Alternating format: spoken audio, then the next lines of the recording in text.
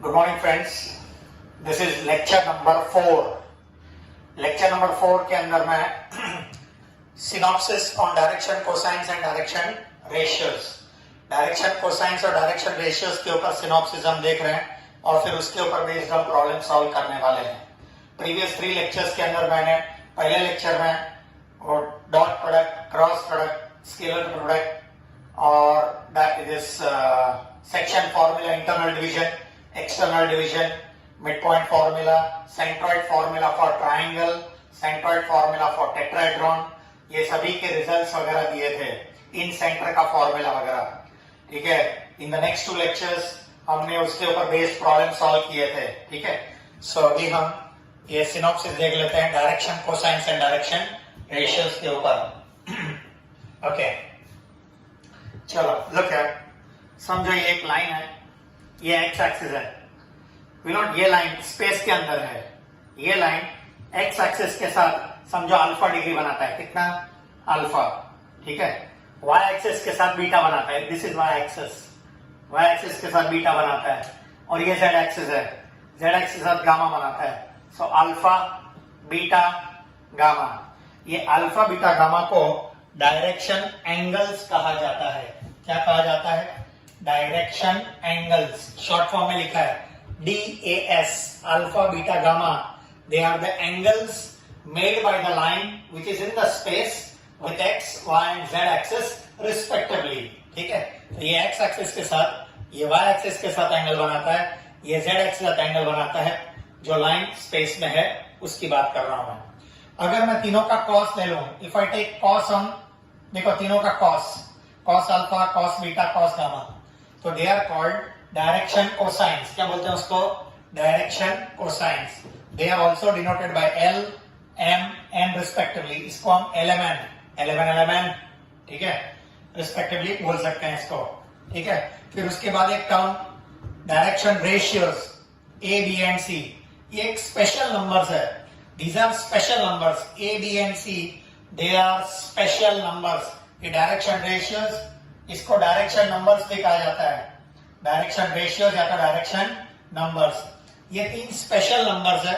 उसकी स्पेशलिटी क्या है? देखो, ये LMN डायरेक्शन कोसाइंस है, ये डायरेक्शन कोसाइंस है, दीज आर डायरेक्शन कोसाइंस, बराबर। ये डायरेक्शन कोसाइन को अगर ये 3 नंबर से डिवाइड किया जाए, इसको L को A से डिवाइड किया जाए, M को B से डिवाइड किया जाए, N को C से डिवाइड किया जाए, अगर ये रेशियो इक्वल आता है, they are the numbers which when divided to LMN gives constant ratio, ये constant ratio देता है, ये रेशियो कांस्टेंट मिलता है।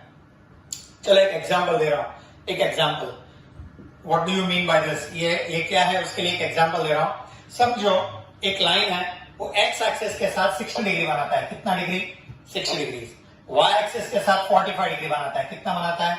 45। ये अल्फा है, ये बीटा है, और z एक्सिस के साथ समझो 120 बनाता है, कितना बनाता है? 120। ठीक है, ये अल्फा बीटा गामा, बरोबर। चलो मैं तीनों का कॉस ले लेता हूं, बोलो what is cos 60? Half. What is cos 45? 1/√2। What is cos 120? Minus half. मालूम है cos 120 is cos of 180 minus 60, second quadrant ना, 90 से ज्यादा, यानी सेकेंड क्वाड्रेंट में कॉस इज नेगेटिव। मालूम है ये माइनस आ गया because of second quadrant, cos is negative. और ये हाफ क्यों? 180 माइनस 60, मालूम है 180 के साथ खेलने का, 90 प्लस 30 मत बोलो। ठीक है, 180 माइनस 60, व्हाट इज 180 माइनस 60? 120। ठीक है, तो cos of 180 minus 60 is minus cos 60, minus half. ठीक है, सो मैंने तीनों का कॉस ले लिया, क्या इसको LMN बोल सकता हूं? LMN, ये तीनों LMN है। अभी देखता हूं, ये तीनों LMN है। ठीक है, नाउ इसको मैं 1 से डिवाइड कर रहा हूं, किससे? 1 से। इसको √2 से डिवाइड कर रहा हूं और इसको -1 से डिवाइड कर रहा हूं। ठीक है, ये न्यूमरेटर मेरा LMN है, याद रखो, न्यूमरेटर इज LMN। ठीक है, इसको 1 से डिवाइड किया, what is half upon 1? Half. What is 1 upon √2 divide by √2? Half, ये भी सेम हो गया। And what is minus minus cancel, half. क्या ये इक्वल हो गया? ये LMN डिनोमिनेटर में देखो, ये LMN, LMN ये अलग अलग था, लेकिन मैंने उसको 1√2 और -1 से डिवाइड किया, इसको 1 से डिवाइड किया, इसको √2 से डिवाइड किया, इसको -1 से डिवाइड किया. They are the numbers which when divided to L, M, N respectively. इसको L से, इसको A से डिवाइड किया, इसको B से डिवाइड किया, इसको C से डिवाइड किया, ठीक है. L upon A, M upon B, N upon C, बरोबर. बोलो ये इक्वल है कि नहीं? Half half half. देखो ऐसा कोई जरूरी नहीं है कि मैं 1√2 और -1 से ही डिवाइड करूं. I can have such infinite set of numbers. ऐसे में बहुत सारे सेट ऑफ नंबर्स ले सकता हूं. चलो I give one more example. एक और एग्जांपल ले रहा हूं. देखिए one more example. Look here. ठीक है, ये चलो जाने दो, जितनी जरूरत है उतना ही बता रहा हूं मैं. ठीक है,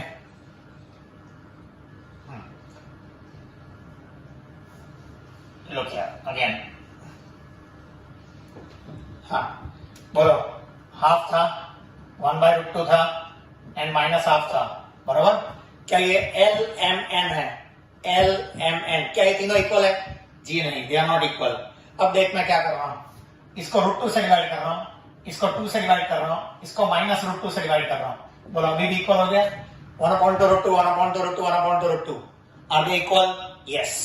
if they are equal, can I not say, बोला L को A से डिवाइड किया, यानी ये जो 3 नंबर्स है, these are the 3 numbers, they are called direction ratios, direction numbers. A B C, ऊपर था L M N, L upon A, M upon B, N upon C. ये दूसरा एग्जाम्पल दिया मैंने. ठीक है, so they are the numbers which when divided to element gives constant ratio. ठीक है, so ये मैंने बता दिया. ठीक है, so this is result number 2. ये दूसरा रिजल्ट. ठीक है, हाँ जी.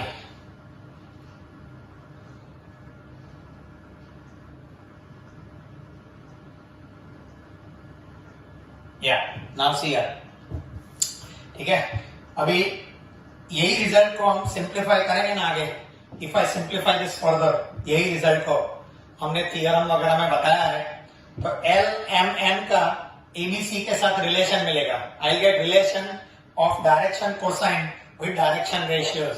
सो L M N, L is plus और minus A upon under root, M is plus और minus B upon under root, N is plus और minus C upon under root.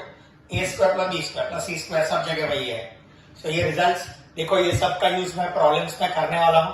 पहले पूरा सिनॉप्सिस आपको दे देता हूं, बाद में प्रॉब्लम्स और डायरेक्ट एप्लीकेशन ऑफ फॉर्मूला. बहुत इजी है. ठीक है, सो ये पहला 3 रिजल्ट हुआ. These are first 3 results. Now look at result number 4. चौथा रिजल्ट देखो. ठीक है, क्या समझो. हाँ, direction cosine of x axis. एक मिनट. ठीक, अच्छा ये चौथे रिजल्ट के पहले मैं पांचवा रिजल्ट बताता हूं, क्योंकि पांचवा और चौथा दोनों इंटर रिलेटेड है, एक दूसरे के साथ लिंक है. समझ में आ जाएगा. ये एक्स एक्सिस, अच्छा ये लाइन है, समझो इसको मैंने एक्स एक्सिस के ऊपर रख दिया. बोलो if I put the line on x axis, तो विल नॉट ये लाइन एक्स एक्सिस के साथ, एक्स एक्सिस के ऊपर ही रख दिया ना, तो विल नॉट ये लाइन एक्स एक्सिस के साथ कितना डिग्री बनाएगा? 0. कितना डिग्री बनाएगा? 0. सो अगर मैं ये एक्स एक्सिस के ऊपर रख दूं, ठीक है, सो कैन आई से एक्स एक्सिस के ऊपर रख दिया ना, एक्स एक्सिस भी खुद एक लाइन है. सो कैन आई से ये लाइन को मैंने एक्स एक्सिस के ऊपर रख दिया, तो अल्फा इज 0. Alpha is 0. तो ये लाइन अभी एक्स एक्सिस बन गया. ये लाइन क्या बन गया? X axis. बोलो अभी एक्स एक्सिस का एक्स एक्सिस के साथ एंगल क्या बनता है? 0. वही तो वाई एक्सिस कितना बनता है? 90. एक्स एक्सिस का वाई एक्सिस के साथ एंगल कितना है? 90. और जेड एक्स के साथ एंगल कितना है? 90. So look here, direction angles. Direction angles का मतलब अल्फा बीटा गामा. देखो डायरेक्शन एंगल्स का मतलब अल्फा बीटा गामा. बोलो एक्स एक्सिस का alpha and with x axis angle क्या बनता है? एक्स एक्सिस का alpha and with x axis angle is 0. X axis का वाई एक्सिस के साथ beta and with y axis 90. X axis का जेड एक्सिस एंगल क्या है? 90. वाई एक्सिस का एक्स एक्सिस के साथ अल्फा में 90. वाई एक्सिस का वाई एक्सिस के साथ 0. वाई एक्सिस का जेड एक्सिस के साथ 90. और ये 90 90 0. So these are direction angles alpha beta gamma. अगर ये डायरेक्शन एंगल्स है, अगर मैं ये सबका कॉस ले लो, what is cos 0? 1. What is cos 90? 0. What is cos 90? 0. So याद रखो, direction cosines of x axis 1 0 0. Direction cosines of x axis 1 0 0. y axis का 0 1 0. देखो ना, इसका cos cos cos. What is cos 90? 0. What is cos 0? 1. What is cos 90? 0. So direction cosines of y axis 0 1 0. Direction cosines of z axis 0 0 1. याद रखो, 1 0 0 x axis, 0 1 0 y axis, 0 0 1 z axis. अच्छा, एक बात याद रखो, डायरेक्शन कोसाइन के साथ direction ratio भी याद रखो, ये भी सेम है. Direction ratios are also same. याद रखो, direction ratios are also same. ठीक है, ये याद रखना है. ठीक है, ये सब प्रूव नहीं करना है. तो ये हो गया 4th and 5th. Now 6th result. देखो, ये स्टैंडर्ड रिजल्ट है. ये सब मैं आपको लिस्ट दे रहा हूं. cos square alpha plus cos square beta plus cos square gamma equal to 1. क्या मैं इसको l square plus m square plus n square equal to 1 वो भी बोल सकता हूं? l square plus m square plus n square equal to 1. उसके बाद cos स्क्वायर के बदले sin स्क्वायर होगा तो 2 आता है answer. sin square is 2. cos 2 alpha plus cos 2 beta plus cos 2 gamma equal to -1. ये सब मैंने ये थियरम में प्रूव करके दिया है. ठीक है, we have proved all these things. ठीक है, चलो. If a line is equally inclined to coordinate axis. अभी देखो, ये लाइन तीनों एक्सिस के साथ इक्वल एंगल बनाता है. ये देखो, तीनों एक्सिस के साथ, x axis, y axis, z axis, तीनों एक्सिस के साथ equal angle. Alpha beta gamma, alpha equal to beta equal to gamma. Alpha beta gamma तीनों इक्वल है. बोलो, ये अल्फा बीटा गामा तीनों इक्वल होगा तो क्या ना इसे cos स्क्वायर अल्फा. अगर ये तीनों इक्वल है तो cos स्क्वायर अल्फा, ये भी cos स्क्वायर अल्फा, ये भी cos square alpha. Alpha beta gamma same है ना. देखो, अल्फा बीटा गामा सेम. तो क्या ना इसे cos square alpha plus cos square alpha plus cos square alpha 3 cos square alpha हो जाएगा. 3 cos स्क्वायर अल्फा इज 1, तो will not cos square alpha is 1/3. cos square alpha is 1/3, तो will not cos alpha is plus और minus 1/√3. Square root ले लिया. cos square alpha is 1/3, cos alpha is plus और minus 1/√3. तो बोलो, cos alpha plus और minus 1/√3. Beta gamma same ही है ना. सो cos बीटा cos गामा वो प्लस और माइनस 1/√3. ठीक है. हाँ, अभी है ना, ये cos अल्फा अगर ये होगा ना, तो आपको मालूम है ट्रिग्नोमेट्री फंक्शन में आपको बताया गया है कि अगर cos अल्फा प्लस और माइनस √3 होगा तो अल्फा अगर चाहिए तो you can take cos on that side. cos को भाई लेके जा सकते हैं. ठीक है. सो cos को भाई लेके जाएंगे तो alpha beta and gamma will become cos inverse plus और माइनस 1/√3. बहुत बहुत बहुत ज्यादा इंपॉर्टेंट रिजल्ट है ये. If a line is equally inclined. ठीक है, आपको सीईटी के एग्जाम में इसका यूज वगैरह वाला प्रॉब्लम भी आता है. So this is an extremely important result. जरा स्टार मार्क करके रखता हूं. ठीक है. So equally inclined to coordinate axis alpha beta gamma cos inverse plus और minus 1/√3 and cos alpha cos beta gamma is cos inverse ये वाली ले लिया तो cos हो जाएगा. सेम रिजल्ट है. ठीक है. So this is result number 7. सो देखो जरा नेक्स्ट. अगर कोई लाइन, देखो दोनों बाजू का बताया, अगर कोई लाइन और वेक्टर पैरेलल होंगे. If a line and vector are parallel, याद रखो दे आर पैरेलल.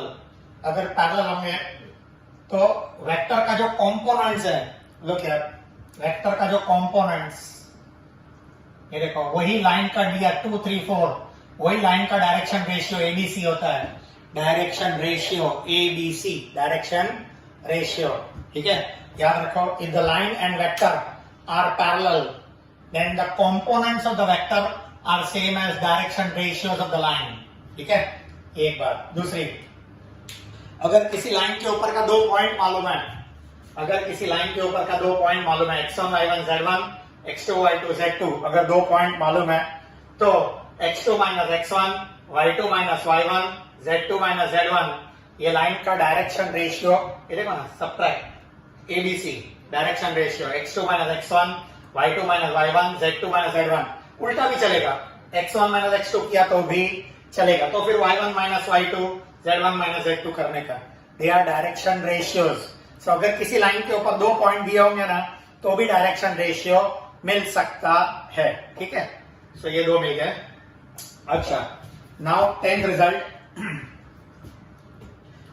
एक यूनिट वेक्टर है, समझो व्हाट इज यूनिट वेक्टर. देखो, एक वेक्टर है u बार.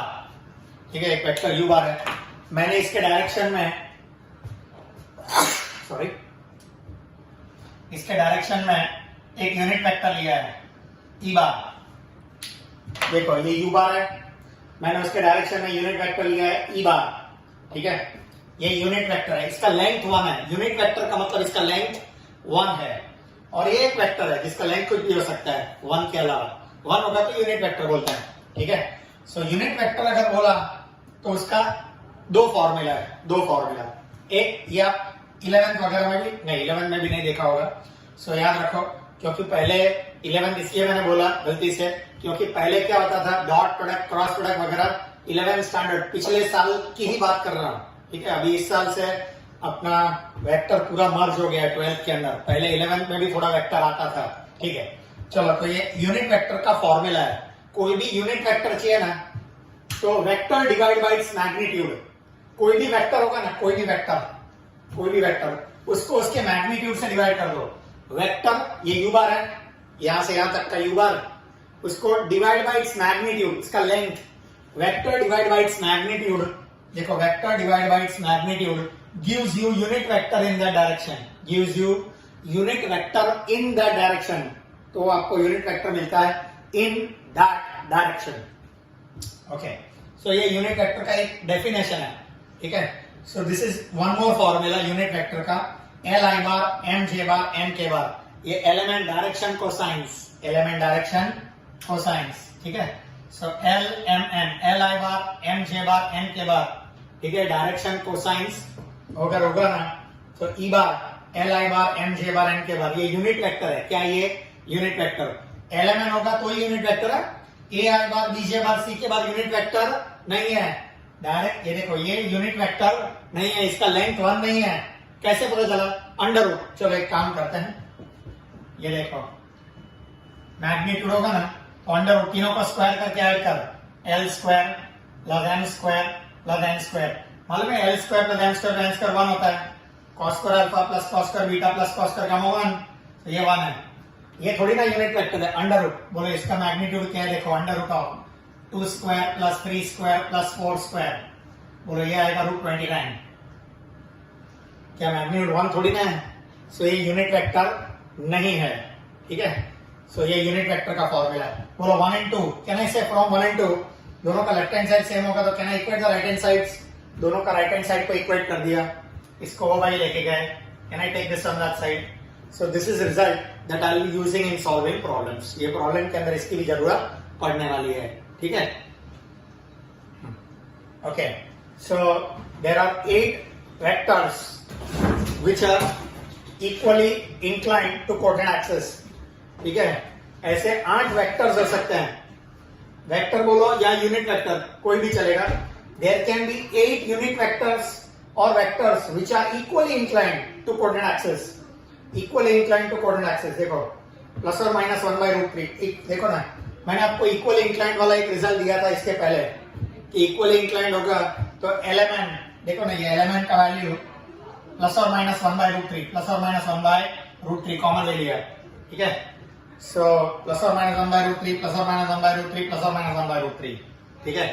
सो ये प्लस और माइनस 1/√3 है ना, ये 8 कहां से आया है? देयर कैन बी 8 वेक्टर्स या तो unit vector which are equally inclined. Equally inclined है यानी एलिमेंट प्लस और माइनस 1/√3 आया। बोलो अब ये 8 कैसे हुआ? तो देखो एक बार प्लस प्लस प्लस, फिर प्लस प्लस माइनस, फिर प्लस माइनस प्लस, फिर प्लस माइनस माइनस। ये 4 प्लस से चालू किया ना, minus plus plus, minus plus minus, minus minus plus, minus minus minus करके ये देखो एक बार 1/√3 1/√3 1/√3 तीनों प्लस, फिर 1/√3 1/√3 माइनस 1/√3। आई बार ये बात के बाद तो आएगा ही। So there can be 8 different unit vectors, या तो वेक्टर भी चलेगा, ऐसे ये यूनिट वेक्टर होना जरूरी नहीं है। So there can be 8 vectors या तो unit vectors which are equally inclined to coordinate axis. Result याद रखना है, इसकी जरूरत एमसीक्यूज में आने वाली है, ठीक है। This is number 11। Next, if a line lies in y z plane. अच्छा अभी एक काम करते हैं, ये देखो ये x एक्सिस है, ये y एक्सिस है, तो बिलोन ये x ये y, तो बिलोन ये x o y प्लेन हो गया। कौन सा प्लेन हो गया? x o y। ये y o z, ये व्हाइट बोर्ड है ना अपना, ठीक है, दिस इज ये जो that is y O Z plane. कौन सा प्लेन? Y O Z. अभी कोई भी लाइन, ये देखो ये line Y O Z plane में होगा तो will not this line is perpendicular to X axis. ये लाइन देखो ना, ये लाइन एक्स एक्सिस को परपेंडिकुलर है कि नहीं? ठीक है, सो एनीथिंग विच इज, ये पूरा प्लेन ही वाई ओ जेड प्लेन ही एक्स एक्सिस को परपेंडिकुलर है. ठीक है, चलो एक एग्जांपल दे रहा हूं, देखिए. सपोज लुक क्या, सपोज ये वाई एक्सिस है, ये देखो वाई एक्सिस, ये जेड एक्सिस है और इधर ओरिजिन है. Y axis, Z axis, origin, और यहां पर एक्स एक्सिस है. ये हाथ नहीं है, एक्स एक्सिस है. So this is x axis. ठीक है, सो एक्स वाई जेड बरोबर. तो विनोद ये वाई ओ जेड प्लेन हो गया. ये प्लेन क्या हो गया? Y O Z plane. ये देखो, बोलो, isn't this line lies in y o z plane? Any line that lies in y o z plane, isn't it? ये लाइन देखो ना, x axis, ये देखो x axis को परपेंडिकुलर है. This line is perpendicular to x axis and alpha is 90. Alpha is 90. याद रखो, y o z के अंदर क्या नहीं आता है? x and alpha. x axis ना and alpha. z o x में क्या नहीं आता है? y यानी बीटा. y axis यानी एंगल बनाता है बीटा. z x और y में क्या नहीं आता है? z यानी gamma. Gamma is 90. Do you understand? ठीक है, so this is number 12. Number 13, if θ1, θ2, θ3 are the angles made by a line with XOY, YOZ, ZOX planes respectively. याद रखो, ये बहुत इंपॉर्टेंट रिजल्ट है. θ1, θ2, θ3, देखो अल्फा बीटा गामा अलग, θ1, θ2, θ3 अलग. अल्फा बीटा गामा क्या है? Line X Y Z axis के साथ एंगल बनाता है. एक्सिस के साथ angle made by the axis with line with X Y and Z axis. ठीक है, whereas θ1, θ2, θ3 they are the angles made by the line with XOY, YOZ, ZOX planes. Planes के साथ एंगल बनाता है. एक एक्सिस के साथ एंगल बनाता है अल्फा बीटा गामा, और दूसरा प्लेन्स के साथ एंगल बनाता है θ1, θ2, θ3. ठीक है, सो याद रखो दोनों के बीच में रिलेशन है. बोलो XOY में क्या नहीं है? Z नहीं है ना, गामा नहीं है. 90 माइनस लिख देने का, 90 माइनस. बोलो YOZ में क्या नहीं है? X. देखो ये सब प्रूव करने की जरूरत नहीं है, याद रखना है. बोलो YOZ में क्या नहीं है? X यानी अल्फा. इसका 90 माइनस लिख देने का, θ2. ZOX में क्या नहीं है? Y यानी बीटा, 90 माइनस θ3. चलो एक पॉइंट ऑब्जर्व करो, अल्फा बीटा गामा का θ1, θ2, θ3 के साथ रिलेशन देखो. अल्फा का θ1 के साथ नहीं है, θ2 के साथ है. सो अल्फा का θ2 के साथ, बीटा का θ3 के साथ, और गामा का θ1 के साथ रिलेशन है. समझ में आ रहा है? So alpha is 90 minus θ2, beta is 90 minus θ3 and gamma is 90 minus θ1. ठीक है, ओके. अभी देखो cos square θ1, cos square θ2, cos square θ3. मालूम है मैंने स्टार्टिंग में दिया था cos square alpha, cos square beta, cos square gamma 1 था. sin square alpha, sin square beta, sin square gamma 2 था. यहाँ उल्टा है, cos square θ1, cos square θ2, cos square θ3 2 है, और sin square θ1, sin square θ2, sin square θ3 1 है. बिल्कुल उल्टा है, अल्फा बीटा गामा. और ये ऐसे भी पता चल जाएगा. देखो ना θ1, बोलो अगर θ1 लेंगे तो इधर सब्स्टिट्यूट करना ना, θ1 क्या होगा? 90 माइनस, मतलब 90 माइनस इधर सब्स्टिट्यूट करेंगे ना, गामा पुट या 90 माइनस गामा. θ1 के बदले क्या लिखेंगे आप?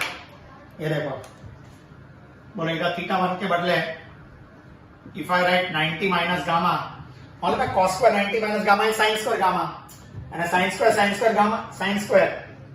समझ में आ रहा है कि नहीं? सो this is sin square gamma, sin square, this will be alpha and sin square beta. मालूम है sin square alpha, sin square beta, sin square gamma, ये 2 होता है. तो दिस इज 2. एक बात याद रखो ना, cos square alpha beta gamma होगा तो 1, θ1, θ2, θ3 होगा तो 2. ठीक है, चलो ओके. हाँ, ये बहुत इंपॉर्टेंट रिजल्ट है. No line in space can make π/6 यानी 30 डिग्रीज एंड π/4 यानी 45 degrees with x and y axis respectively. Space के अंदर ये देखो, स्पेस के अंदर बहुत सारे लाइन होते हैं, बहुत सारे लाइन।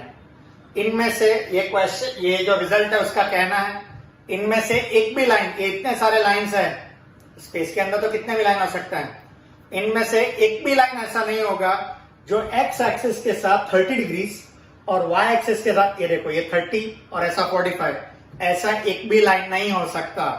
ठीक है, ये रिजल्ट हमें याद रखना है। 30 एंड 45 ऐसा कॉम्बिनेशन, 30-45 वाला combination with X and Y axis, Y and Z axis, X and Z, कोई भी दो एक्सिस के साथ 30 और 45 ये कॉम्बिनेशन नहीं हो सकता। ये रिजल्ट आपको याद रखना है। वैसे हमने थियरी लेक्चर्स में ये प्रूव किया है, we have already solved this in theory lectures. ठीक है, लेकिन अभी याद रखना है। नंबर 15 देखो, मैंने दो लाइन लिखा है, दो लाइन ड्रॉ किया है। एक का direction cosine L1 M1 N1, दूसरे का L2 M2 N2, बराबर। डायरेक्शन कोसाइन दिया है और दोनों के बीच का acute angle, please note the word acute angle. बोलो, दोनों के बीच का एक्यूट एंगल थीटा है, बराबर। तो मेरे पास एक एक्यूट एंगल का फॉर्मूला कॉस थीटा, फॉर्मूला है modulus L1 L2 M1 M2 N1 N2, multiply करने का, ऐड करने का। ठीक है, ये प्रूव नहीं करना है, ये भी रिजल्ट मैंने थियरी लेक्चर्स में प्रूव कराया है। ठीक है, हाँ। So cos theta L1 L2 M1 M2 N1 N2, ठीक है, मॉड्यूलस है।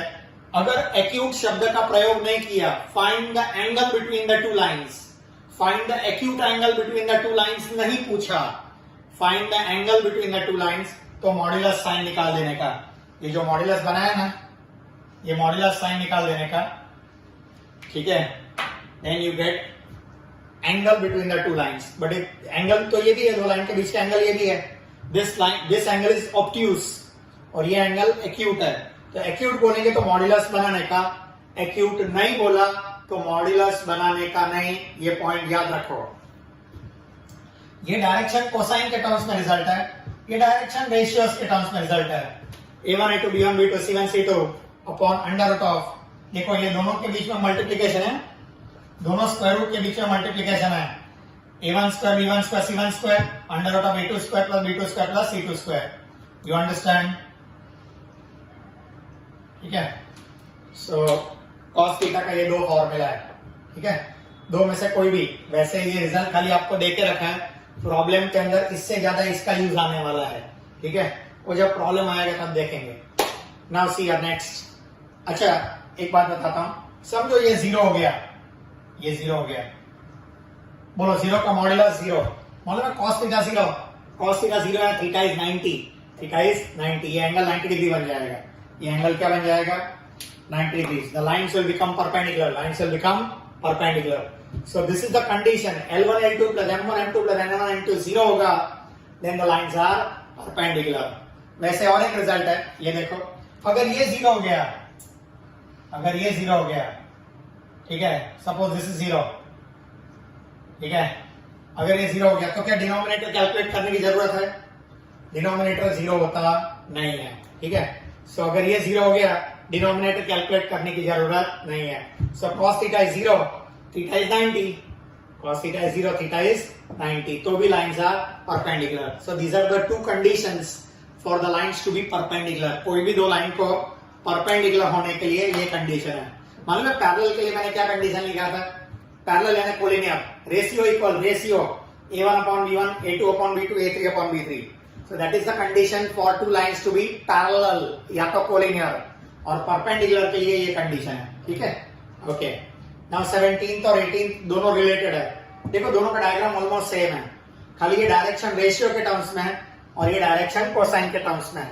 Both the results are similar, diagram भी सेम है। ये A1 B1 C1 A2 B2 C2। बोलो अगर ये दोनों दिया है, दोनों का, ये दोनों लाइन का डायरेक्शन रेशियोज दिया है, दोनों लाइन का डायरेक्शन रेशियोज दिया है, तो दोनों लाइन को जो परपेंडिकुलर लाइन होगा, ये दोनों लाइन को परपेंडिकुलर लाइन, उसका डायरेक्शन रेशियोज फाइंड करने के लिए मेरे पास फॉर्मूला है, cross product, determinant I bar J bar K bar, A1 A2 A3 B1 B2 B3। आप उल्टा भी लिख सकते हैं, A2 B2 C2 A1 B1 C1, ये कोई फर्क नहीं पड़ता। ठीक है, डिटरमिनेंट का आंसर नेगेटिव। मैंने कहा था direction ratios can be infinite, I can have such infinite set of direction ratios, ठीक है, तो कोई फर्क नहीं पड़ता। ये उल्टा होगा तो पूरा पूरा पॉजिटिव के बदले पूरा नेगेटिव होगा तो भी कोई फर्क पड़ता नहीं है, ठीक है। ओके, दिस इज 17 और 18th में ये डायरेक्शन रेशियोज था के टर्म्स में था डिटरमिनेंट, और यहां पर अलग तरीके से है। डायरेक्शन कोसाइन के टर्म्स में होगा ना तो L1 M1 N1 L2 M2 N2 का ये LMN के साथ क्या रिलेशन है, देखो L अपॉन ये देखो M1 N1 वाला है, MN वाला है, फिर minus M upon, please note, ये पॉइंट नोट किया जाए Lord, minus M upon this, M के साथ M L1 M1 L2 N2 और N होगा तो L1 M1 L2 M2, बोलो बराबर, ठीक है। So this is result number 18, याद रखना है ये सब। अच्छा, ये जो 19th रिजल्ट है ना, ये हमने थियरी लेक्चर्स में बताया हुआ नहीं है, this is only for CET, ये रिजल्ट सिर्फ और सिर्फ सीईटी के लिए हमें याद रखना है। This is the final result, ठीक है। चलो देखते हैं, X axis, Y axis, Z axis, मैंने क्यूब लिया है, क्यूब यानी सबका साइड 1 यूनिट, यूनिट क्यूब होगा तो 1 यूनिट, बाकी तो कुछ भी हो सकता है। देखो ये यूनिट क्यूब तरीके से मैंने लिया है, ठीक है। देखो ये ओरिजिन है तो 0 0 0, बोलो ये ए कौन से एक्सिस के ऊपर है, एक्स एक्सिस यानी 1 0 0, बी कौन से एक्सिस पे है, वाई बी जेड एक्सिस के ऊपर है। एक काम करते हैं, ये देखो ये बी और ये सी हो जाएगा, बोलो बी जेड एक्सिस के ऊपर है 0 1 0 0 1, सी किधर है, वाई एक्सिस के ऊपर 0 1 0, बरोबर। डी, बोलो ये डी कौन से प्लेन में है, ये देखो ना ये डी प्लेन में है, एक्स और जेड ये देखो ये प्लेन में है, डी इज एन एक्सोजेड प्लेन, तो एक्सोजेड प्लेन में कोई भी पॉइंट होगा ना उसका वाई कोऑर्डिनेट 0 होता है, वाई कोऑर्डिनेट 0, बाकी ये तो दोनों 1 1, ये दोनों 1 1, यानी देखो 1 0 1। बोलो ये ई जो पॉइंट है वो एक्स वाई प्लेन में है, ये देखो ये प्लेन में है, बराबर ना। तो we not E, this will become 1 1 0, z coordinate 0, any point that lies in x or y plane will have z coordinate 0, और ये कौन सा y z प्लेन में है तो x कोऑर्डिनेट 0, और ये g पॉइंट देखो स्पेस में है, बाहर है, ये बॉक्स देखेंगे ना तो g point is not in any of the planes, एक भी प्लेन में नहीं है, बाहर है, सो g का कोऑर्डिनेट होगा 1 1 1, g का कोऑर्डिनेट क्या होगा 1 1 1। तो ये मैंने डिस्क्रिप्शन दिया एक यूनिट क्यूब का, ठीक है, यूनिट जिसका लेंथ 1 है, ठीक है, this is a unit cube. अच्छा, ये यूनिट होगा, लेंथ 2 होगा तो 0 0 0 2 0 0 0 2 0 सब 2 हो जाएगा, लेंथ 3 होगा तो सब 3 आएगा, ठीक है। जान दो, angle between any two diagonals of the cube, any two diagonals, देखो विल नॉट, ये क्यूब के अंदर 4 डायगोनल्स है, बता रहा हूं मैं 4 डायगोनल, देखो ये पहला डायगोनल OG, ये पहला diagonal, this is the first diagonal, I will show you the second diagonal CD, ये दूसरा डायगोनल, बराबर। तीसरा डायगोनल BE, ये देखो ये तीसरा डायगोनल, और चौथा डायगोनल AF, ये चौथा डायगोनल। तो ये 4 डायगोनल है, उसमें से कोई भी 2 डायगोनल के बीच का एंगल पूछे ना, समझो ये डायगोनल और ये डायगोनल, उसके बीच का एंगल तो cos इनवर्स 1/3, ये रिजल्ट याद रखना है, angle between any two diagonals of a cube is cos inverse 1/3, ये एंगल बोलो, ये एंगल बोलो, कोई भी angle between any two diagonal, ये और ये डायगोनल के बीच का एंगल, ये सब कितना होता है cos इनवर्स 1/3। अच्छा, अभी ये रिजल्ट भी आपको याद रखना है, इफ अ लाइन में alpha beta gamma and delta 4, एक लाइन है, ये देखो एक लाइन ड्रॉ कर रहा हूं, देखो जरा, सपोज ये एक लाइन है, ये एक लाइन है, ठीक है, हाँ जी, this line makes alpha beta gamma and delta with diagonals of the cube, यानी ये देखो ये लाइन, बोलो इधर 4 डायगोनल है ना, तो वी नॉट ये लाइन चारों डायगोनल के साथ कोई ना कोई एंगल बनाएगा, एक लाइन है, वी नॉट ये लाइन, वी नॉट ये चारों 4 डायगोनल के साथ कुछ ना कुछ एंगल बनाएगा, उसको अल्फा बीटा गामा और डेल्टा नाम दिया है, ठीक है, that is the angle made by the line with diagonals of a cube, then याद रखो cos square alpha plus cos square beta plus cos square gamma plus cos square delta 4/3 standard result याद रखना है, ठीक है। तो इसी के साथ अपना ये आज का लेक्चर नंबर 4 कंप्लीट होता है। Actually I was planning to start with MCQs, लेकिन वो अगले लेक्चर में एमसीक्यूज खत्म हो जाएगा, that is for sure. So that is lecture number 5। So 5वें लेक्चर में हमारा वेक्टर चैप्टर पूरा डायरेक्शन कोसाइन, डायरेक्शन रेशियोज और पूरा dot product, cross product, scalar product, ये सब मिलाकर हमारा 5 लेक्चर में vectors with direction cosine, direction ratios, everything, MCQs with synopsis, everything will be over. So this is all for the lecture number 4 ends here. Goodbye. See ya. How's your